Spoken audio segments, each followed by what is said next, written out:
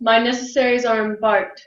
Farewell, and sister, as the winds give benefit, and convoy as assistance, do not sleep, but let me hear from you. Do you doubt that?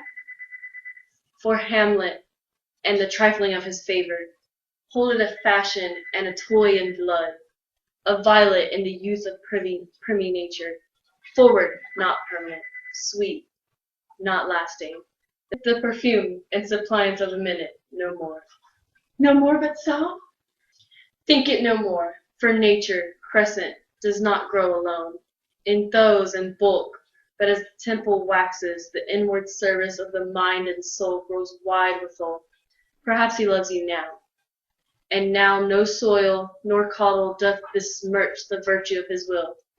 But you must fear, his greatness weighed, his will is not his own, for he himself is subject to his birth. He may not, as unvalued persons do, carve for himself, for on his choice depends the safety and health of his whole state, and therefore must his choice be circumscribed unto the voice and yielding of that body whereof he is the head.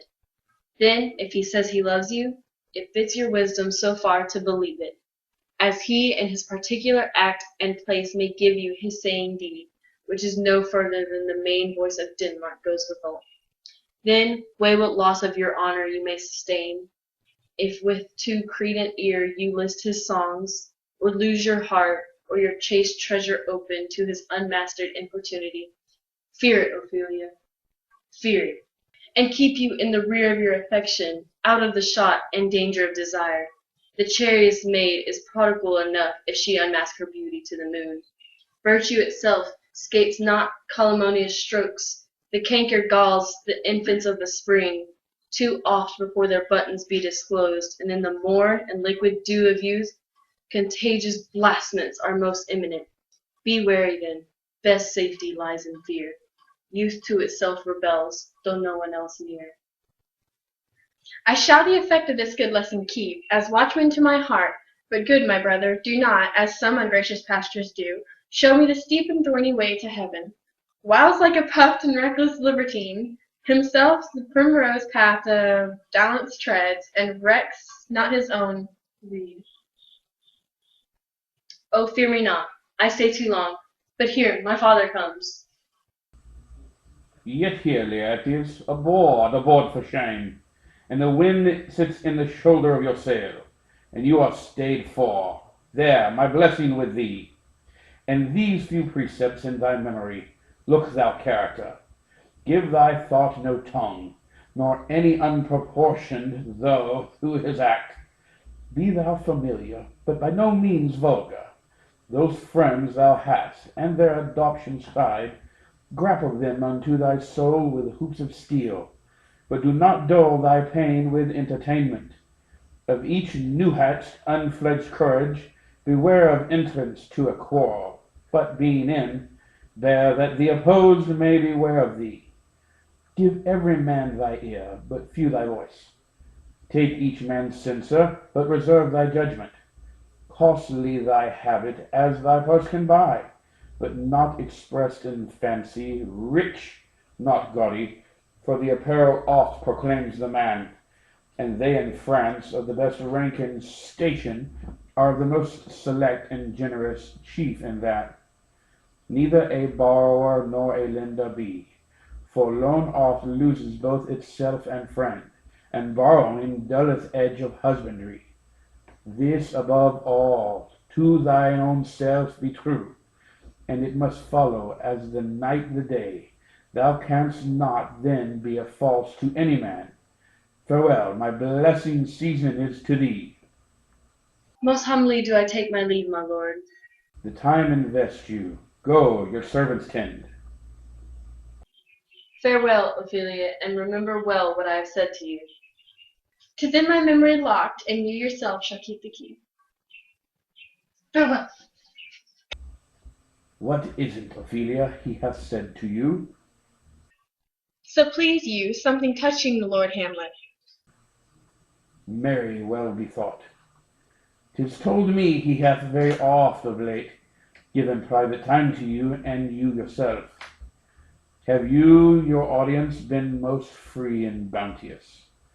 If it be so, as so 'tis put on me, and that in way of caution, I must tell you, you do not understand yourself so clearly, and it behooves my daughter and your honor. What is between you? Give me up the truth. He hath, my lord, of late made many tenders of his affections to me. Affection? Pooh! You speak like a green girl, unsifted in such perilous circumstance. Do you believe his tenders, as you call them? I do not know, my lord, what I should think. Mary, I will teach you. Think yourself a baby, that you have tamed these tenders for true pay, which are not sterling. Tender yourself more dearly. Or, not to crack the wind of the poor phrase, running is thus, you'll tender me a fool. My lord, he hath importuned me with love in honorable fashion. Ay, fashion, you may call it. Go to, go to. And he hath given countenance to his speech, my lord, with almost all the holy vows of heaven. Ay, springens to catch woodcocks, I do know. When the blood burns, how prodigal the soul lends the tongue vows. These blazes, daughter, giving more light than heat, extinct in both, giving in their promises as a making, you must not take for fire.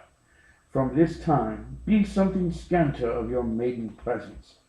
Set your entreatments at a higher rate than a command to Paral.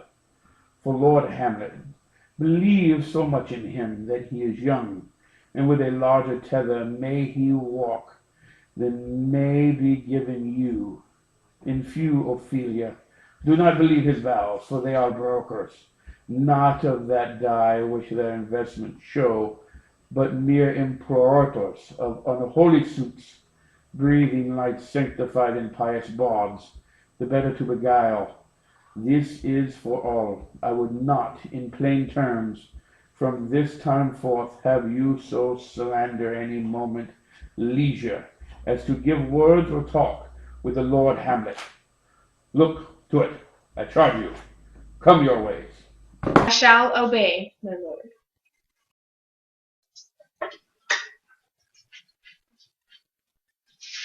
Okay, I'm ready for you. Blah blah blah blah blah blah blah blah blah blah. Do the Harlem Shake. There now, down, singing. I knew she can't be barking in this, for real. I knew she can't be barking in this, for real. I knew this. I can't have barking in the middle of my singing. No barking.